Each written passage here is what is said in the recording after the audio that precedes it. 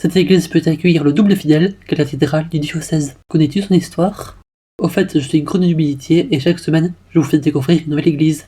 L'église est dédiée à Saint Jean-Baptiste. Elle se trouve à Hasparren, dans les Pyrénées-Atlantiques. Elle est dans le style néo-labordin. Le chœur et l'abside sont reconstruits en 1835 dans le style roman. L'extérieur et les chapelles latérales sont dans le style néo-gothique et la nef intérieure purement dans le style labordin.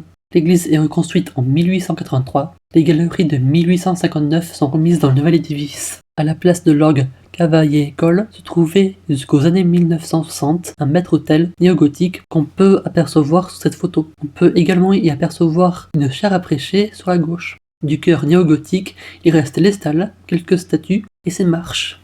Le chœur actuel a été aménagé dans les années 1960 avec un autel en marbre noir. Dans l'abside se trouve une fresque de 1895 de Daniel Sobès, élève de Léon Bonnat, qui représente le baptême de Jésus par Saint Jean-Baptiste.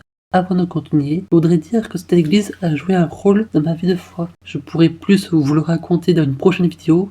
La cathédrale de Bayonne peut contenir jusqu'à 800 personnes, uniquement, alors que cette église peut contenir environ 1800 personnes. Jusqu'aux années 1970, la galerie en bois était réservée aux hommes, tandis que le bas de la nef était réservé aux femmes. La précédente église avait été reconstruite en 1661 pour remplacer un précédent édifice du XVIe siècle car le lieu était devenu trop petit. On peut apercevoir sur le porche latéral une pierre romaine trouvée dans les sous-bassements du maître-autel. Il s'agit de l'inscription de Verus. Elle prouve qu'Hasparren, autrefois Novempopulania, était une cité administrative majeure sous l'Empire romain. Tout proche se trouve une statue de Marie, déplacée et restaurée en 2023, datant du XIXe siècle, en souvenir des épidémies de choléra de 1855 et 1885.